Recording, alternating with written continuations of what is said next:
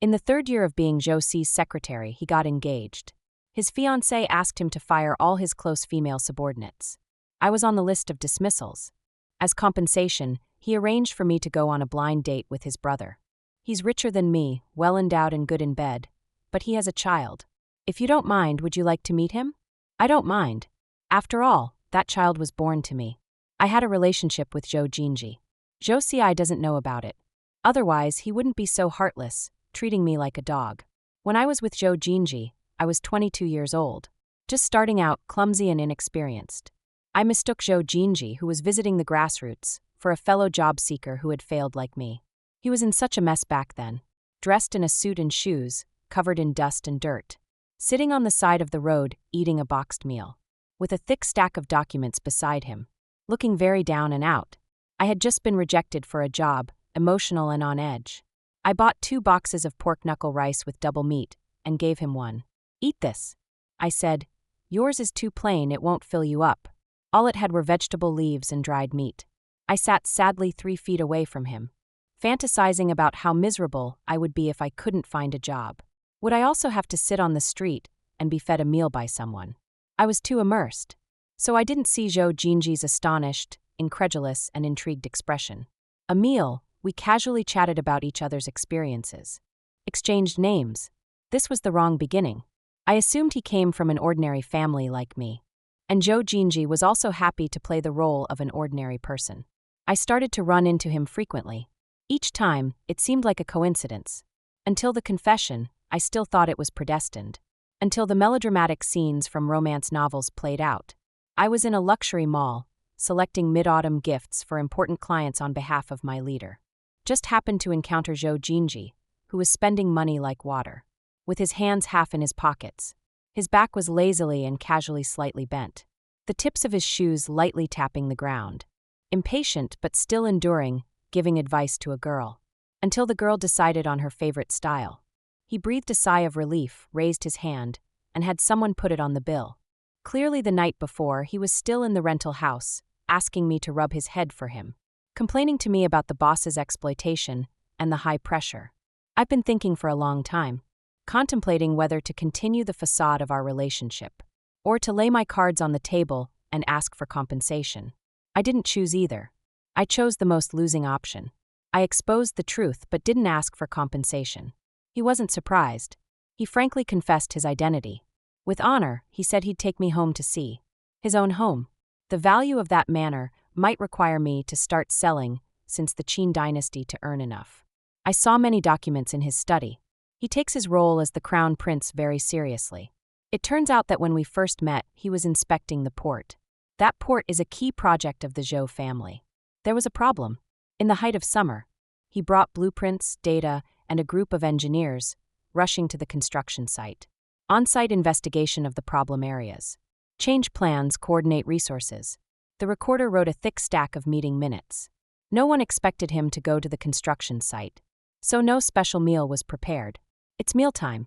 Zhou Ci was holding the meeting minutes, sitting by the roadside, flipping through them while eating, waiting for his subordinates to report the final results. And then he ran into me. I mocked myself for being so foolish. I didn't realize how much his wristwatch was worth, or how meticulously tailored his suit was. He asked me if we had to break up. He said it's the same to love anyone, the most important thing is interest. I was 24 years old, too young. So young that I thought love couldn't tolerate any impurities. It's not the same. I said, we are not the same. I didn't cry or say goodbye. I got in the car and left as calmly as if I had been fired from the company. But things didn't go as I wished. In just a month, I realized the importance of money. Because a month later, my aunt still hadn't come. I was pregnant, and the company laid off a large number of people, including pregnant women. The boss said, compensate to the point. Let those who take maternity leave go home and raise their children. If there are more pregnancies in the future, we won't hire female employees. Taking advantage of not showing yet, I immediately pledged my loyalty to the boss. Promised it wouldn't affect the project. Also asked for 3 days off to have an abortion. The boss was very satisfied and made me a model employee. Looking in the mirror, I felt like a beast of burden, not human. Even when colleagues gossiped behind my back, I had nothing to say. Scheduled the abortion and went to the hospital. I was intercepted by Zhou Ci's bodyguard on the way. Zhou Ci was abroad, flew back that night, and arrived in the city in 6 hours. He wanted me to keep that child. The exchange conditions were very generous. I agreed. To avoid developing feelings, I didn't even glance at the girl when she was born. Zhou Ci took her away and named her Ku. Ku, a beautiful jade. I think Zhou Ci liked her. So, there's no need for me to worry anymore. I left the capital and went south. But I still couldn't escape the Zhou family. Zhou Ci's brother, Zhou Ci, was in charge of the southern branch. I sent out resumes everywhere. I didn't even know when I applied for Zhou Ci's secretary position. The interview went smoothly. I inexplicably became Zhou Ci's executive secretary, responsible for planning daily schedules, occasionally serving tea, pouring water, and buying coffee. When the chief secretary is not around, I also have to receive a few important clients. Most of the time, I don't need to accompany on business trips. Overall, the tasks are miscellaneous but not tiring. The salary is generous. With the money from Zhou Ci, I have already bought a house. With this job, I could have lived a stable life. But this status quo was broken by Zhou Ci's fiancée. You chew? Zhou Ci taps on the desk. You don't need to think about it for so long. Hesitating, not interested? He speaks with a smile, his tone is dissatisfied. I organize the work schedule and push the calendar towards him. There is a meeting from 11 to 11:30, a lunch appointment with Little Lee at 12. His family has a recent joyous event. I prepared a gift, you can take it with you later. There is a golf event from 2 to 4 in the afternoon. President Jean has invited you to go horse riding. There is a scheduling conflict. Which one do you want to cancel? At 5, you will take clients to visit the RD Center and discuss contracts. Dinner is set at Ban Shan Manor. The menu has been decided, mainly Cantonese cuisine. It's 10:43 now. I heard from Little Lee that a few executives want to report to you in advance. You can talk to them now. I paused for a few seconds, then spoke again. As for the blind date with your brother, let's forget it. Zhou Ci leans back in his boss chair. He taps his toes on the ground and spins the chair around. He stares at me for a while, deep in thought. Hiss. He looked as if he was smiling, but not quite. You chew, with the way you are now, are you hiding something from me?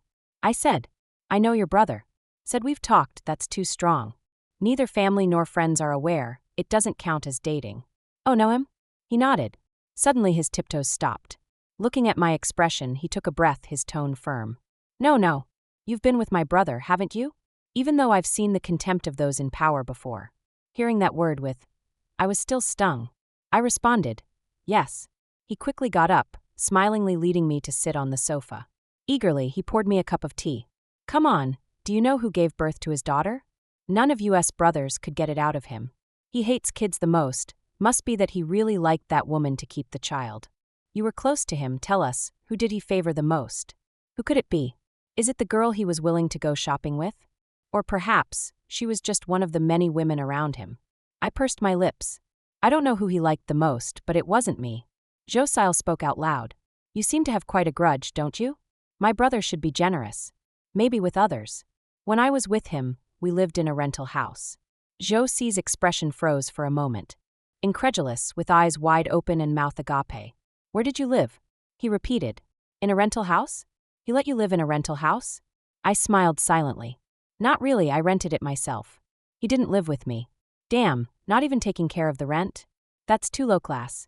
Zhou Ci smoothed the corner of his clothes and got up to pace. Occasionally, he glanced at me. I didn't see it coming, you chew, you're quite the romantic. With your looks, a small apartment wouldn't be too much. Why not leave him? He was assessing me. If it were before, I would have scolded him harshly. I adjusted my expression and lowered my posture. I was naive back then. I joked. Considering that, could you add a bit more to my compensation? A knock on the door sounded. The person outside poked in half their body. Mr. Zhou, the meeting is about to start. Zhou Ci nodded and straightened his clothes. I quickly stepped forward and held the door for him. He casually picked up the folder and strode past me. Layoffs are none of your business, go back to work. What a pity. I was hoping to get more compensation. Now I can only resign myself. Zhou Ci's fiancée has recently become quite famous in the company. It's said that she is the granddaughter of a nobleman from the capital city, with parents who are also very wealthy. Her status is extraordinary, and so is her temper. After getting engaged, she demanded that Zhou Ci fire all his female personal assistants. Zhou Ci has two chief secretaries. One male, one female, both indispensable. The female chief secretary is exceptionally capable and was kept on by Zhou Ci. As for the executive secretaries under my leadership and the most basic life assistants, we weren't so fortunate. Even if we're not fired, staying won't be pleasant. Who knows when we might be suspected by the madam? I returned to the office, just in time to meet colleagues from other departments coming to the secretariat for stamping. Seeing me come back, they all looked at me sympathetically.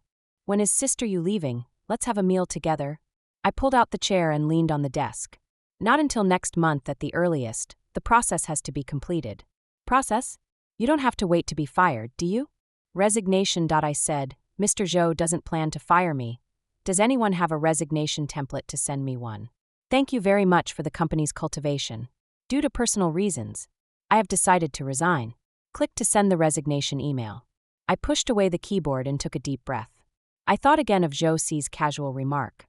He must have really liked that woman to keep her child. I don't know what feelings Zhou Ci has for me.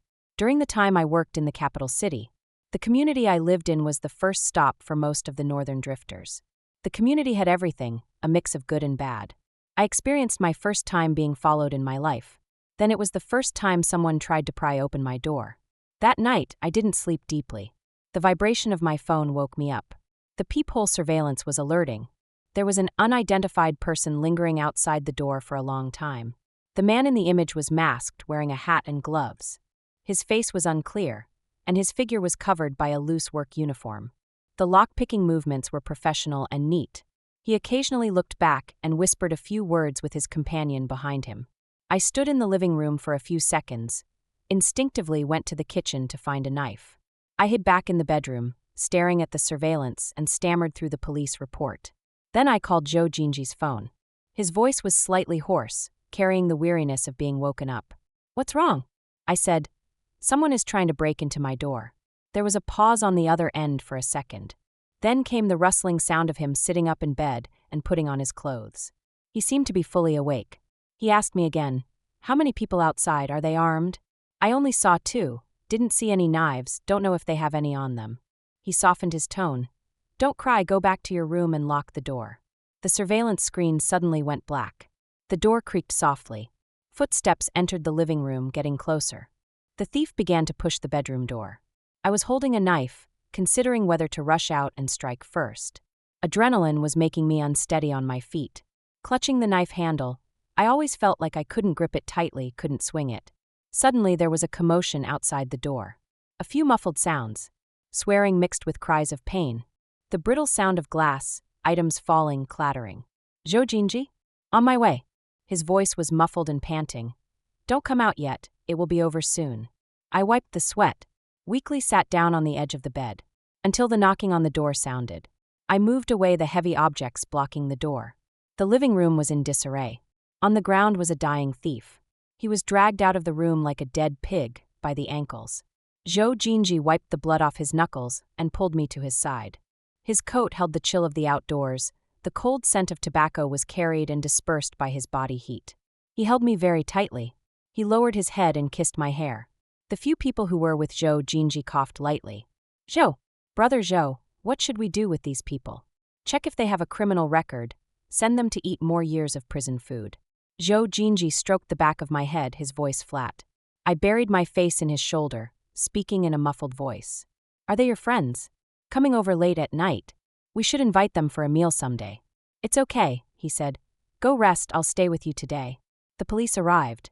Zhou Ci lit a cigarette and coaxed me back to the room. The muffled conversation didn't last long. He turned and got into bed, holding me tightly from behind. My shivering hadn't stopped. "Don't be afraid anymore," he said.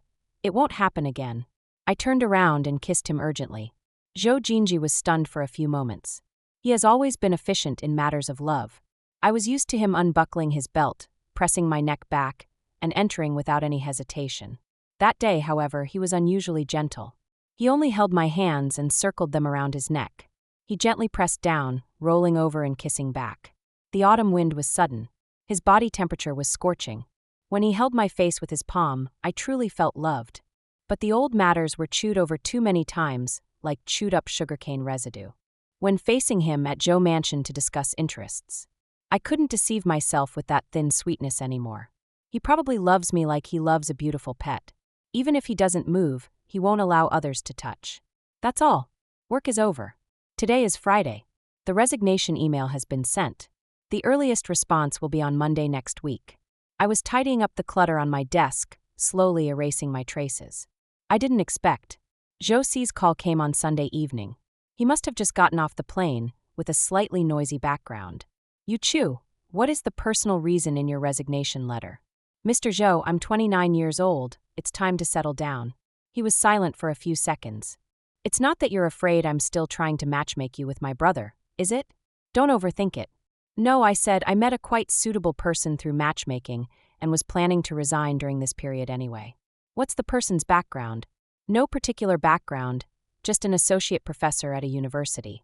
All right, work hard for the remaining 30 days, and I'll give you a bonus as a wedding gift. Okay, Mr. Zhou. There's another thing. He said, pick out some gifts that a little girl would like, and come back to the capital with me next Friday. Little girl. I was dazed for a moment. All right, Mr. Zhou. It was my first time entering the Zhou family's ancestral home. The main hall was filled with laughter and joy. The servants skillfully replenished the tea and snacks. I was carrying a gift box, following behind Zhou Ci. Everyone's gazes all bypassed Zhou Ci, focusing on me. Zhou Ci's fiancée's eyes were fiery. Who is this? Miss Tang looked at me with a forced smile. Zhou Ci squeezed in beside the old lady, casually responding. Just a secretary. I had her pick out a gift for Kiki. She's just here to deliver it. Everyone's expressions eased slightly. I nodded repeatedly in greeting, handing the gift box to the servant. Mr. Zhou, I'll head back first then. He casually raised his hand. As I was about to leave, I unexpectedly met the gaze of the girl on the stairs. She looked to be about 5 or 6 years old. Clad in a burgundy plaid cloak dress, she hopped on the spiral staircase. The man behind her lowered his eyelids. Without a jacket, his shirt sleeves were fastened with arm garters. Half-rolled sleeves revealed his lean and powerful forearms. With 2 fingers, he lightly held her collar, steadying her. My heart suddenly trembled. The girl stared at me, then suddenly leaped down the stairs and ran toward someone. On the sofa, the old lady smiled and opened her arms. Good girl Kiki, come to Grandma. I stared at her unblinkingly. Zhou Ci, beautiful jade. She is Zhou Ci. I withdrew my gaze, hastily adjusted my expression, and was about to leave. But I was firmly hugged around the leg. The child's hands were very warm, held on the leg like a heavy and soft pendant. She looked up at me and called out confidently, Mom! A room of deathly silence. I instinctively looked up, towards the man by the stairs. Zhou Jinji has thinned. The once abundant collagen of youth is receding. Skin and flesh cling to the face, revealing the smooth, cold bones. He gazed at me for a long time, then lowered his eyelids. He put on a smile and stepped closer. He squatted down halfway, gently prying the girl's hand from my leg. He didn't dare to use force. Zhou Ci clung to me, and after he peeled her off, she stuck back like an octopus. Kiki. Zhou Jinji's tone intensified. Be obedient, don't disturb Auntie. Zhou Ci was stunned for a moment. She called me again, Mom. On the sofa, Zhou Ci's eyes almost popped out. Zhou Jinji's face turned cold, and without any discussion, he picked her up. Sorry. He held the girl with one hand, his tone steady. The child has never seen her mother since she was little. She easily calls people wrong. I came to my senses and nodded. It's okay, I can understand. God, you scared me to death. Zhou Ci exhaled heavily, pressing his chest. Brother, your kid is quite frightening. I thought I had been ordering my sister-in-law around for 3 years, really? A few laughs dispersed. Zhou Jinji glanced over the gift box I brought. Miss you. He called out to me. The child likes you. Please take the gift and take care of her for me for a while. I looked at Zhou Ci. Zhou Ci raised his hand. Go ahead. I sighed inwardly. I picked up the gift again and followed Zhou Jinji. The long corridor was silent. Sunlight filtered through the divided glass and fell on the carpet. Fine dust seemed like diamonds. Zhou Qiu lay on Zhou Jinji's shoulder, watching me motionlessly. Planning to resign? Zhou Jinji asked. I replied yes. There's no compensation for voluntary resignation. I know. After struggling in the workplace for so many years, are you still giving up money just to save face? I said no. He stopped and looked at me sideways. His forearm supported the child, showing clear and strong lines. If it's not to avoid the Zhou family, why resign? This job isn't busy, but it requires being on call all day. I want to allocate more energy to taking care of my family. His knuckles clenched clearly. Stimulate the meridians, sliding slightly. Oh, taking care of the family. He repeated ambiguously and continued to walk forward. Are you on a blind date? Bring the person here. I'll check them out for you. No need for that. I smiled. Just an ordinary person. How could they catch your eye? He countered. Can ordinary people catch your eye? When we were together, you didn't confess that you were the crown prince of the Zhou family either. A moment of silence. The corridor turned several times. He half knelt to put the girl down, pointing to the indoor playroom. Dad has something to do. Go in and play for a while by yourself. Zhou Ci picked up the toy box and walked away, looking back every 3 steps. The long corridor was silent. It was slightly cool in early autumn, with just the right amount of sunlight. Zhou Ci leaned against the window, pulling out a cigarette. He fumbled in his trousers several times, a look of irritability on his brow. I took out the lighter, cupped the blue flame, and lit his cigarette. In the light white smoke, he was stunned for a moment. When did you learn to smoke? I don't. I said. Young Master Zhou often loses lighters, so I carry one with me. I stepped to the side, maintaining a 3-foot distance. You chew. He suddenly called out to me. I've always been curious why you left so resolutely back then. Just because I lied to you about my family's financial situation? There are many reasons. Seeing him with another girl in the mall was just the fuse. What really crushed me wasn't his distraction. It was the suspicion that he might have never really cared about me. On our 2nd anniversary, I took out 3,005 from my little treasure box. I bought a tie for Zhou Ci. I hesitated for a long time. Spending 3,000 or 4,000 on a tie was unimaginably low-cost performance for me. But a custom suit wasn't classy enough. A watch would be too shabby. Belts and razors are everywhere. I thought and thought. What could be something that would stay with him for a long time? He wears suits a lot. So, a good tie would be enough for many occasions. I gritted my teeth and bought it. I wrapped it up with high hopes and gave it to him. Zhou Ci said he liked it very much. He used it on my wrist that night, tied tightly but not painfully. I never saw him use it again. The tie, along with the gift box, was casually placed on the wine cabinet shelf. He still wears his own. I persuade myself that he just doesn't have such important occasions to attend. After all, it's 3,000 to 4,000. No need to wear it to work normally. He might as well be a poor guy. The moment I found out his identity, I breathed a sigh of relief. So he just didn't appreciate my gift. I was even worried that my taste didn't match his. That's true, given his wealth. If he wore something I gave him to a gala, people might ask if he's gone bankrupt. But at least comfort me a little. Not even pretending, it's really hurtful. And the day I was burglarized. Put yourself in his shoes. If he was followed and broke in, I would definitely take out some money. Let him add money to get a safer place in a better neighborhood. Even if I don't have a lot of savings, giving him 8,000 to 10,000 a month is not a problem. But he didn't. He didn't mention it at all. He just told me it wouldn't happen again, don't worry. But who can guarantee whether it will or not? I'd rather he had no money. If he's broke and can't help me, I think it's normal. But he just happens to be wealthy and influential. He coddles girls in the mall, buying hundreds of thousands of bags on a whim. Yet he's unwilling to spend a single penny on me. What am I supposed to think? I can only admit my own inadequacy, not receiving a shred of affection from him in 2 years together. Zhou Ci ground out his cigarette, but forcefully. The more he listened, the colder his expression became. I didn't wear the expensive tie you gave me, didn't give you money to move to a better house. In the end, you feel like you spent money and didn't get any feedback, blaming me for not treating you well materially. I asked. You seem to dislike me talking about money. He sneered. Who would like it? I whispered. I'm very poor, Zhou Ci. Money is my sincerity. I have plenty of money. Spending it on someone is loving them? With your wealth, giving money doesn't necessarily mean love. I said, but not giving definitely means thinking she's not worthy. His sarcasm solidified at the corner of his mouth. He stared at me for a few seconds, his throat slightly moving. I never thought that way. Never mind. I shook my head. It's not important anymore. I nodded to him and turned to walk back. The person behind me quickened his pace, silently grabbing my wrist. It was somewhat forceful, gripping painfully. His breath was somewhat heavy. He opened his mouth several times, speaking with difficulty. Stay, I'll give you everything you want. Right now, I just want to find a suitable person to be with. Zhou Ci was holding a doll, standing at the door watching us. I gently brushed him away. Don't let the child be the laughing stock. His hand hovered. Veins slid, knuckles clenched. He watched me walk away and slowly retracted. Zhou Ci hesitated, grabbing his pant leg. Dad. Is that Mom? Yes. Other kids' moms, they all hug them.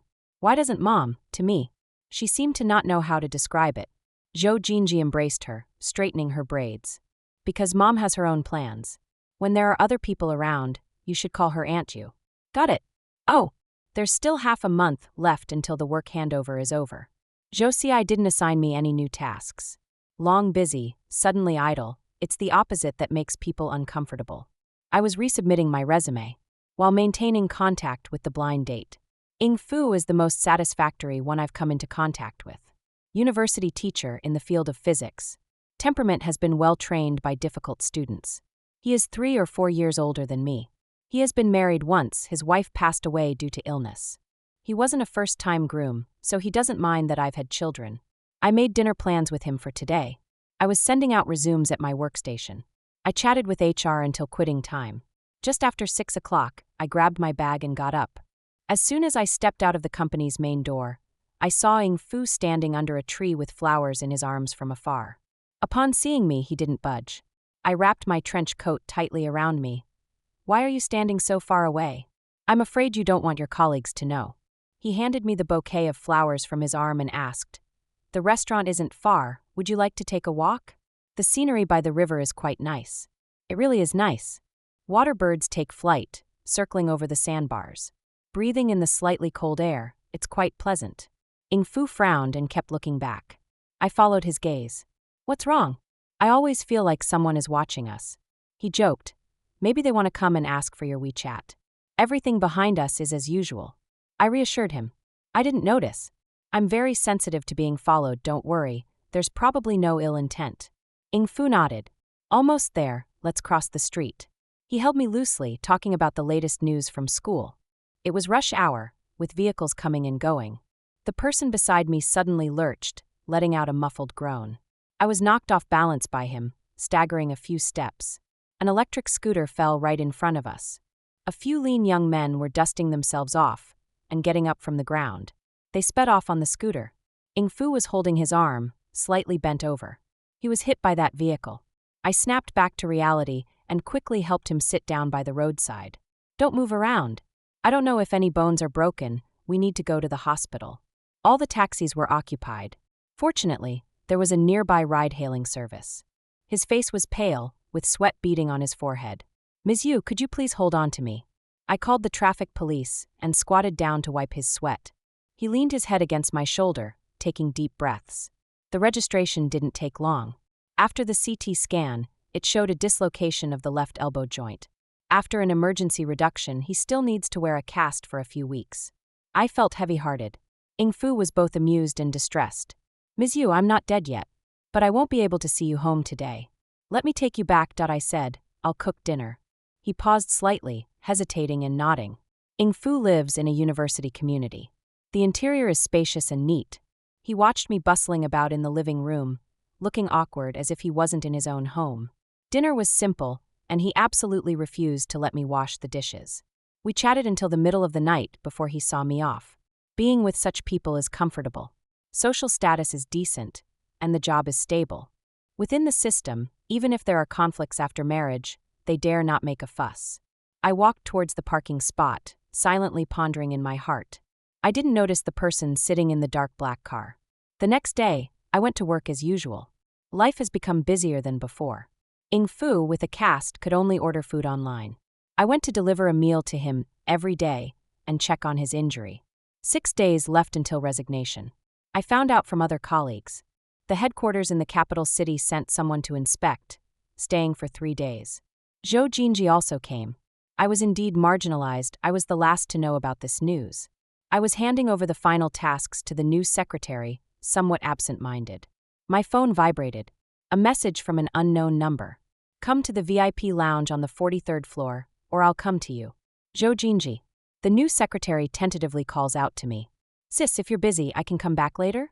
Sorry, I have to deal with something. You can look through these for now. I finish tallying up the past work records and hand them all over to her. The lounge on the 43rd floor. He's here, I wonder if Kiki is around. I shake my head, extinguishing that inexplicable longing. We've barely met a few times. The elevator dings to a stop. There's no one around. I knock on the door nervously. The door opens a crack immediately. The lights are off. I step inside, searching for the light switch. Suddenly, I'm encircled around the waist and pulled into an embrace, pinned against the door. My face is pressed against the cold door. The person behind me breathes hot and erratically, with a strong smell of alcohol. He turns me around, struggling to maintain balance. I cross my arms over my chest, creating a fist-sized distance between us. As if it stimulates him. Both hands are pinned behind my back, raised above my head. My shirt is tugged, pulled out from under my skirt. He effortlessly reached in, holding my waist without any obstruction. The palm was scorching hot. The kisses were aimless. I struggled for oxygen, and he released me. I got a few breaths of fresh air, and was kissed again. In the darkness, both of us were panting. His voice was hoarse. "Who have you been seeing these days?" This question. He knew I often went to Ing Fu's house. I immediately thought of that minor car accident. "Did you follow me?" I pulled my thoughts out of the oxygen deprivation. "Did you do it when Ing Fu got hit?" The hand on my waist suddenly tightened. He froze, swallowing violently. "I didn't," he said. "Do you suspect me?" I fell silent. I spoke too hastily, realizing my mistake. Zhou Ci is not that kind of person. "You suspect me for him? Just a minor injury, and you're that worried about him?" Holding hands to comfort, wiping his sweat, letting him lean on your waist, visiting for 7 or 8 days in a row. "You used to only take care of me like this." He took several quick breaths, his voice choked. "Still suspecting me. Have I ever done that? If I had made a move, there wouldn't be a single man by your side. We were too close." The teardrop on my face still carried the warmth from his eye socket. Zhou Ci can drink alcohol.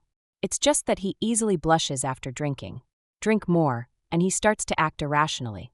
I was propping up his shoulder. Suppressing my heartbeat, my voice trembled uncontrollably. "You also know that was the past." I spoke each word distinctly. "Now he is the one I'm considering marrying, and I take care of him. Is there a problem with that?" The joints creaked. He was gritting his teeth, breathing heavily.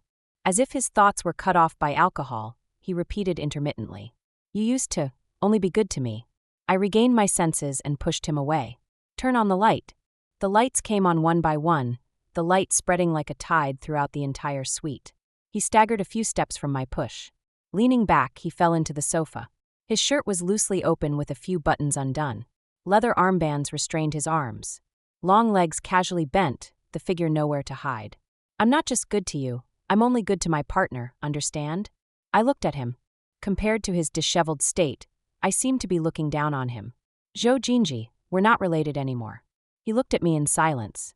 No one spoke. I withdrew my gaze. "Rest now, don't drink so much in the future." "I'm leaving."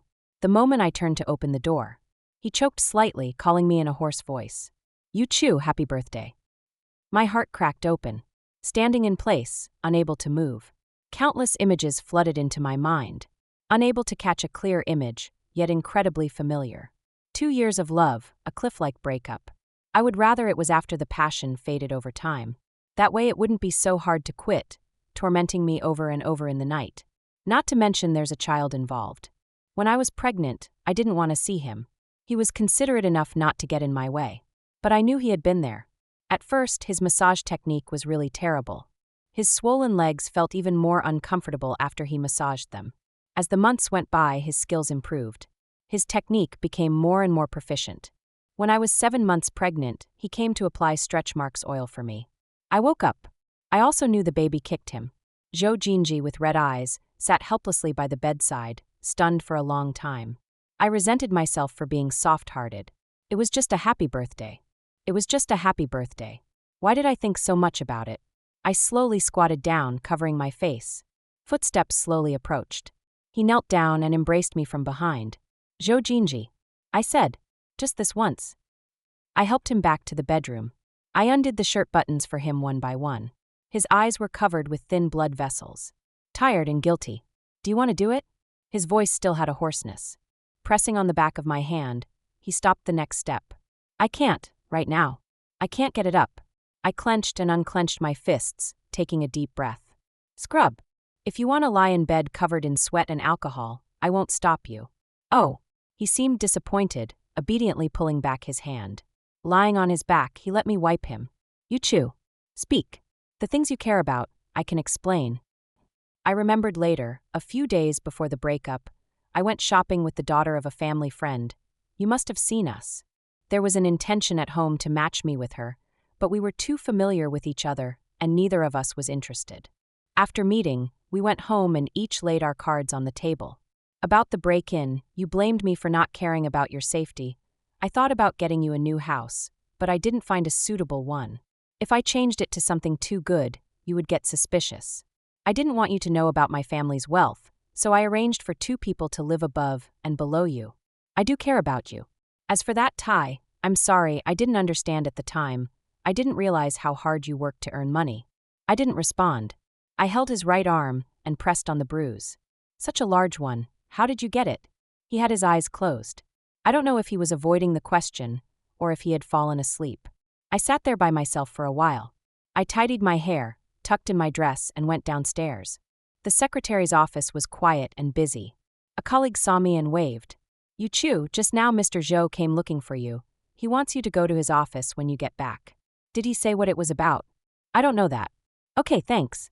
I picked up my makeup bag and turned into the restroom. I made sure my face showed no signs of anything unusual before heading towards Zhou Ci's place. Before I even reached the office, I could hear the sound of coaxing a child. I knocked on the slightly ajar door. Zhou Ci looked at me with a frazzled expression and let out a huge sigh of relief. You're finally here. Hurry, this kid is quite a handful. Zhou Ci ran over and hugged my leg. I tensed up, feeling a chill run through me. Zhou Ci straightened his clothes. You're the one who works on her. I stiffened. Mr. Zhou, I've never taken care of a child. Don't worry, her homework will be here soon. Only 4 years old, and she already has homework? Zhou Ci stared at me in disbelief. He said, You read her some stories first. Read stories. No, don't kids listen to fairy tales anymore? Why are all the storybooks filled with geographical jargon? I read for more than 10 minutes, sweating profusely. Zhou Ci lay on my lap, tossing and turning. Finally, the hastily arrived nanny called her away with homework. I was exhausted. Mr. Zhou, I'm leaving too. Wait. Zhou Ci watched the nanny and Zhou Ci walk away. He closed the door, on the verge of saying something. Don't call me Boss Zhou anymore. He said, You're Keek's mother, aren't you? I looked at him, not saying a word. I can guess without you saying a word. He was pressing his head desperately. I was foolish, I didn't realize it before. That kid's mole next to her neck is exactly the same as yours. If you were to pay attention to the necks of female employees all the time, that would be a bad thing. Zhou Ci took out a cigar, feeling in his pocket. I casually took out a lighter and lit it for him. He sprang up from the sofa. No, I'll do it myself. He walked to the window and pushed it open halfway. My brother came to the door. What are you going to do? Let it be. TSK. After you left that day, he dragged me to feed mosquitoes in the garden all night, reminiscing about how good you were to him. He said he didn't want you to know he's wealthy, afraid you'd get distracted. I said if you chew was after money, she would have left long ago. You're just good looking. Nowadays, it costs millions to keep an internet celebrity. Never seen one who's so stingy with good people and heavy-handed when it comes to breakups. Deserve to be dumped. He beat me up. But I promise he's never kept any. Since a daughter appeared, the family doesn't introduce anyone to him anymore. He's busy with the child all day, no time to chase skirts. I changed the subject. There's a bruise on his hand. Do you know what happened? Zhou Ci frowned and thought about it. Oh, you mean that? His tone was casual. He recently delivered takeout for a few days, with 3 cars following him, and still had a bit of an accident. I thought I had heard wrong. It took me a good while to recover. I confirmed that there was no word in my dictionary that sounds the same as delivering takeout, but has a different meaning. Do people in your circle not laugh at him? Who would dare? Zhou Ci sneered, squinting his eyes and tapping off the ash from his cigarette. You know what kind of person he is? He always tests the waters before doing anything. Delivering takeout scared a few bosses. They invited people for meals, trying to find out if our family is planning to enter the market. You have to say the takeout route, covering a wide range of things, is still promising. I nodded, not responding. He crushed the cigarette butt and asked me, Are you still planning to resign? Jobs outside may not be easier than this. No worries, thanks to you, my social media has taken off. He straightened up. What do you mean? I posted videos. A day in the life of a big company's executive secretary, and gained quite a few followers with company gossip. Zhou Ci, even if you were my sister-in-law, I would still scold you. Go ahead, you can't fire me anyway. I looked at my watch. It's time for me to get off work, Mr. Zhou. Carry on with your busy schedule. Many things are at the final stage. For example, my workstation is already spotless. For example, the relationship with Zhou Ci. It's time for a decisive end. I went home and prepared dinner. As usual, I packed a portion and sent it to Ing Fu. His cast is expected to be removed in another 3 days. You always come to my place with a frown, but it's not your fault. He opened the thermos and poured me a cup of tea. I was contemplating my words, unsure how to start. Originally, after getting along for so long, it was time to discuss marriage. Refusing now feels like I've wasted his time. Ing Fu spoke up before me. I know, he said. Don't feel bad, we really aren't suitable. I touched my forehead. I'm sorry. He smiled. Your ex has come to see me. I immediately looked up. Don't be nervous, he just talked to me about your past. If it weren't for you, I wouldn't have met Mr. Zhou. His stocks have made me quite a bit of money. He sipped his soup, teasing. Miss you, your abilities and appearance are both outstanding. You have savings, the only drawback is that you've given birth. But then again, your ex is Zhou Ci, that changes things. I've been married once, I know my place. I'm not sure I can replace him in your heart, especially since you have a child with him. Ending this blind date is a good choice for both of us. I let my heart settle back down, thankful that he didn't make me say the words of rejection. If you need anything, you can call me. I'll do my best to help. Thank you, he said, but Mr. Zhou has already given. Ing Fu saw me off at the entrance of the building. The figure gradually fell behind. I turned on the music and headed towards home. The headquarters inspection is over. My resignation process is also completely done. The job market outside is really grim. With a self-media account as a safety net, I'm not planning to look for a new job for now. While my memory is still 90% fresh, I've organized all the strange and interesting stories from the company into material. Editing and cutting. After staying at home for 2 months, I finally made a series of complaints. Zhou Ci always comes, with children and lots of toys. He comes in without a word, plays not far from my workstation. Familiarly finds a guest room to stay for a few days, then leaves without a word. It's been 10 days since I last saw him. The season has turned to winter. While doing housework, I stepped on a rubber duck. Kiko's toy. I sat on the ground, squeezing it for a long time. I couldn't help it and called Zhou Ci. Have you been busy lately? There was no immediate reply from the other side. After a few seconds of silence, do you want to see me? I said, the child.